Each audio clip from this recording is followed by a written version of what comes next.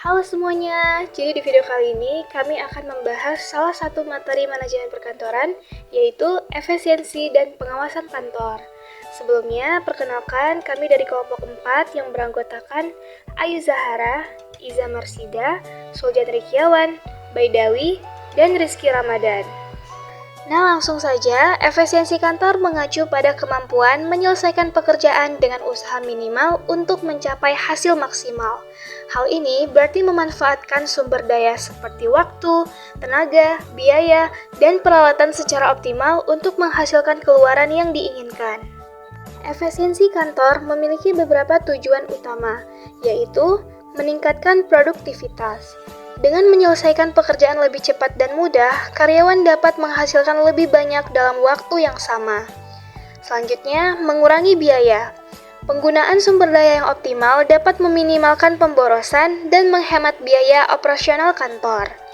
Kemudian, meningkatkan kualitas kerja. Efisiensi memungkinkan karyawan untuk fokus pada pekerjaan utama mereka sehingga meningkatkan kualitas hasil kerja. Lalu, meningkatkan kepuasan kerja.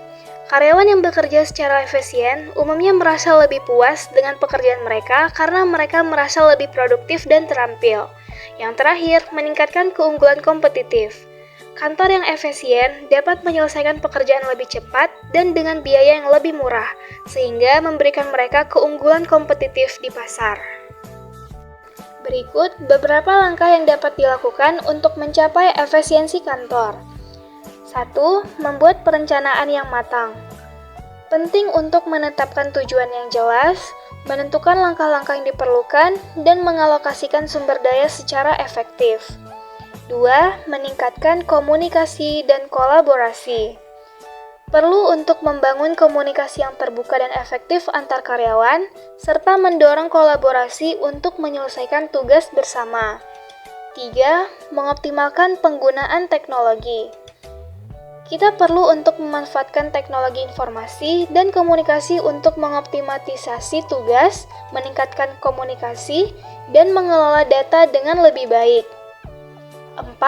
Melakukan pelatihan dan pengembangan karyawan.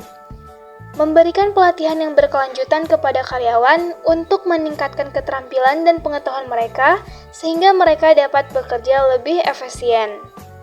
5. Menciptakan lingkungan kerja yang kondusif. Dan 6. Melakukan evaluasi dan perbaikan secara berkelanjutan. Selanjutnya adalah terkait pengawasan kantor. Pengawasan kantor adalah suatu proses sistematis untuk memastikan bahwa semua kegiatan di kantor berjalan sesuai dengan rencana, standar, dan prosedur yang telah ditetapkan.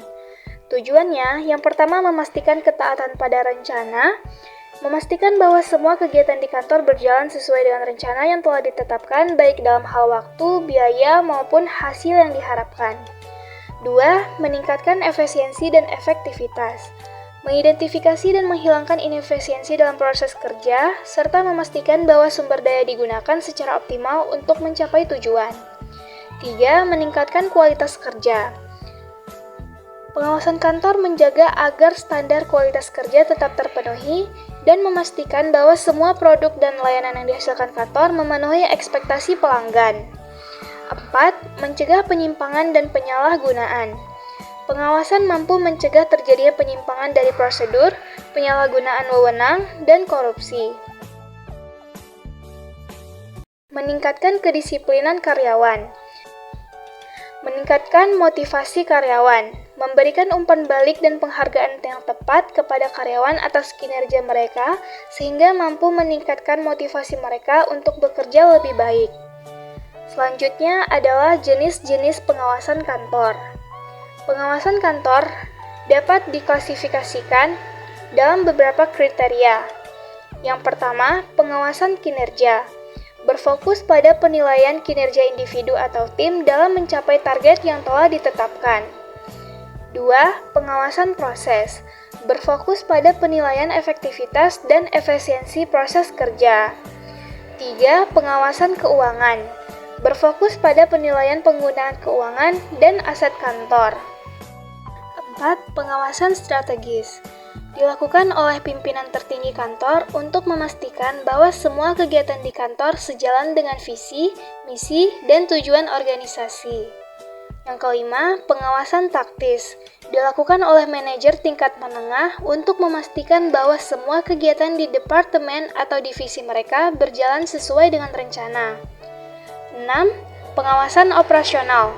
Dilakukan oleh supervisor atau kepala unit kerja untuk memastikan bahwa semua tugas dan tanggung jawab di unit kerja berjalan sesuai dengan yang diharapkan. Yang ketujuh, pengawasan langsung. Dilakukan dengan cara mengamati langsung kegiatan di lapangan. Dan yang terakhir, pengawasan tidak langsung dilakukan dengan cara menganalisis laporan, data, dan dokumen. Proses pengawasan kantor umumnya terdiri dari beberapa langkah, yaitu 1. Penetapan standar. Mulailah menetapkan standar kinerja, proses, dan keuangan yang ingin dicapai. Tahap yang kedua, pengukuran kinerja. Mengukur kinerja aktual individu, tim, proses, dan keuangan terhadap standar yang telah ditetapkan. Yang ketiga, analisis penyimpangan. Setelah mengukur kinerja, hendaknya menganalisis penyimpangan antara kinerja aktual dan standar yang ditetapkan. Yang keempat, identifikasi penyebab. Identifikasilah penyebab penyimpangan yang terjadi. Yang kelima, pengambilan tindakan korektif. Mengambil tindakan korektif untuk mengatasi penyebab penyimpangan dan mencegah terjadinya kembali. Yang terakhir, tindak lanjut. Perlu untuk melakukan tindak lanjut untuk memastikan bahwa tindakan korektif telah dilaksanakan dengan efektif dan mencapai hasil yang diharapkan. Oke, sekian dulu pembahasan dari kelompok 4 terkait efisiensi dan pengawasan kantor, and thank you for watching.